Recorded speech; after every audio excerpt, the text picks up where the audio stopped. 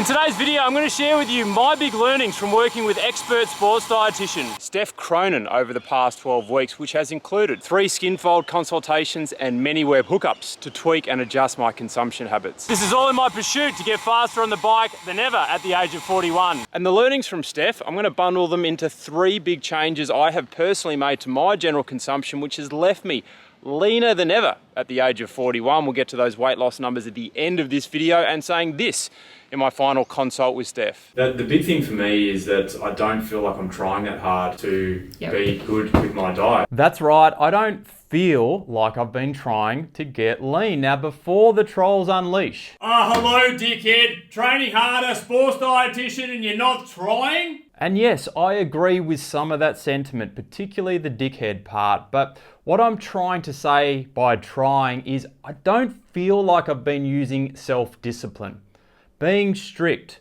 really trying hard to be careful with what I consume in order to reach that lean weight for racing events, whatever it may be. For example, that's me back in December 2015, just before a big 3-stage road race. And let's be honest here, I'm thinking to myself, I'm looking pretty good. I'm looking lean. But it didn't last for long, because the difference between that guy and this guy is that guy was really trying. He was brushing his teeth early in the evenings to mitigate late post-dinner snacking. That guy, when the race season was over, he put on 2 to 3 kilograms at least, like that. That guy was really trying hard to get lean and to stay lean for racing, whereas this guy, through my learnings with sports dietitian Steph Cronin over the past 12 weeks, I'm now walking away with 3 borderline easy strategies to get lean and to stay lean without really trying so hard.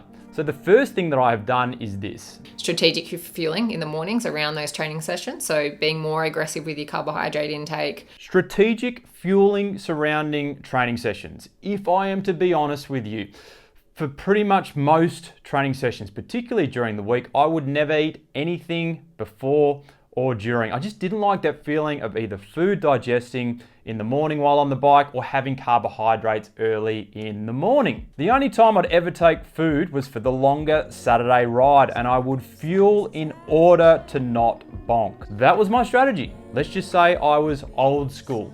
The only thing that I did kind of okay was I always did ensure I consumed a good meal after any hard session, often being a smoothie. But ultimately, on a weekly basis, I was depleting my energy systems and not eating enough before, during, nor after. So at some point in time, enter beast mode Cam Nichols, where afternoon snacking was a real problem and filling up my plate for late lunches or dinners multiple times was standard. In other words, any day I'd done a hard training session in the morning, I was ravenous come mid-afternoon, and I probably operated like this for around 10 years until now. Before any hard training session, for recovery rides and zone 2, particularly 1 to 2 hours, I still like to do them fasted for variation. But if it's a hard session, even if it's just on the trainer, I will now consume a big bowl of gluten-free cereal with blueberries and honey, close to 100 grams of carbs, or if it's an easier high-intensity session, toast with peanut butter plus a banana and honey, probably closer to 50 grams of carbs. And it's taken a bit of gut training to get used to this. This isn't going to just happen overnight. You need to practice doing this.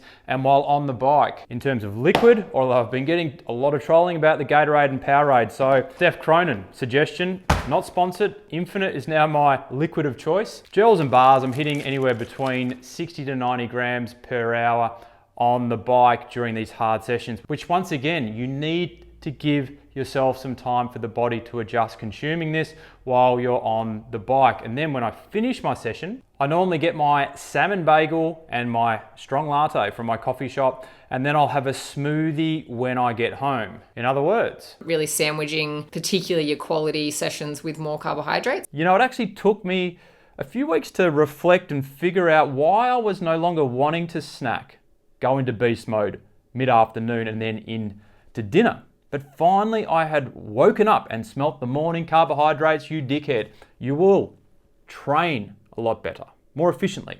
You will recover better. I am genuinely recovering a lot better. And perhaps most relevant to this video is you will be less hungry come mid to late afternoon because you are now front loading your day versus back loading your day. And an interesting little one for me to note here is because I'm getting that sweet carbohydrate fix in the morning, I no longer crave that sweet fixed coconut ice cream in the evenings. Now, before we move on to the second big change that I made, I want to bring one more thing into the fold because I have been taking this product in addition to carbohydrates early in the mornings since November last year, and I've also been sharing the love with Road Cycling Academy staff. And based on my anecdotal experiences and what I've heard from others, I am very comfortable welcoming this ketone supplement from HVMN as a video sponsor called Ketone IQ. In addition to carbing up in the morning, I've also been having 35 ml of this, which works out to be 10 grams of ketones.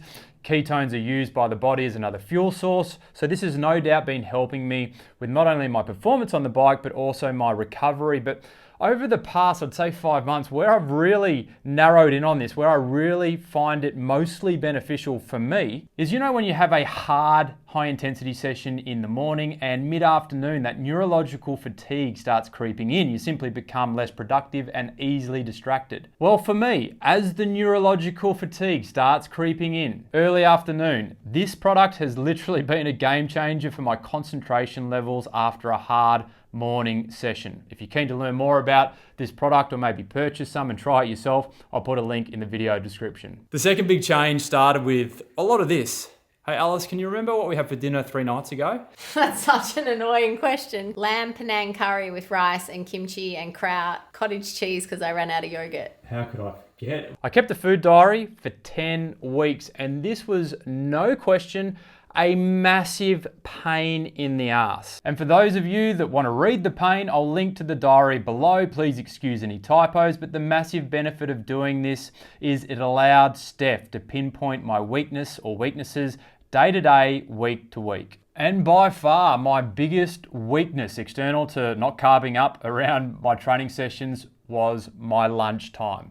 I used to have a grab whatever you can as quickly as you can so you can get back to work mentality. It wasn't necessarily bad food, it was just unorganized, leftovers in the fridge, or maybe I'd run down to the shops quickly. And the big mistake I was making was I wasn't filling myself up enough at lunch. I was too busy, I was distracted, and that fed really nicely into my afternoon, evening Cam Nichols beast mode. So what have I done to fix this? Meal prep every Sunday. Chicken with some veggies and stick it all into some containers in the fridge. And I've really been able to buy into this process because obviously it's healthier for me, but it really does save me time during the work week, not having to panic, wondering what I'm going to pull out of the fridge or maybe having to rush down the street and purchase something. And all I do is add it into a wrap, and if I've had a big session in the morning, add in some rice too. And here's the clincher, I eat 2 wraps, not 1, meaning I am an 8 from 10 full after lunch, mitigating that desire to once again snack and beast at dinner time. The final change before we discuss my body weight will be a real obvious one to all you nutrition nerds, but I truly feel for the general recreational and amateur road cyclist, it's an easy one to neglect. Once again, based on Steph's advice, adding protein to all my main meals and even to my snacks, spreading it across the day. That's going to aid with muscle repair and recovery, of course, but it's also been vital to helping me get lean without really trying too hard. Why? Well, eating protein makes you feel fuller over other macronutrients. And maybe, surprisingly for some, I wasn't doing this across all my main meals. But now I am consciously thinking about it. I'll add another egg or 2 into my breakfast and I'll dollop on some cottage cheese. The chicken sorts out my lunches and my wife will always have some form of protein on the table. So it's really about consciously adding it to each meal, which has been a game changer. So, the numbers. So at the start of this process, I was 78.4 kilograms. That's less the 200 gram phone weight you can see there. And at the end of the process, I've just recently hit 76 kilograms. Now 2.4 kilograms or 5 pounds over 12 weeks doesn't really sound like that much in terms of body weight, but there's more to it. So what that equates to in terms of body fat, again, keeping in mind that when we're doing skin folds, we're looking at subcutaneous body fat only. This is where DEXA comes in handy to look at total body fat.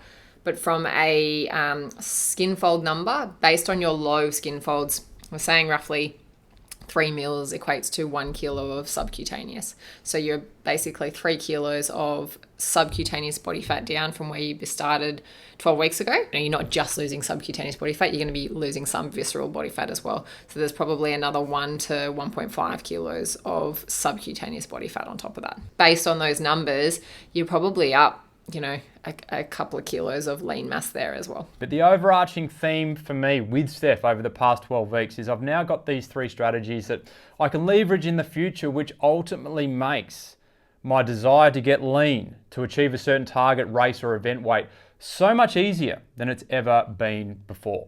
If you've gotten value from this video, please don't forget to give it a like. Helps the channel out, be greatly appreciated, and I'll catch you in the next one.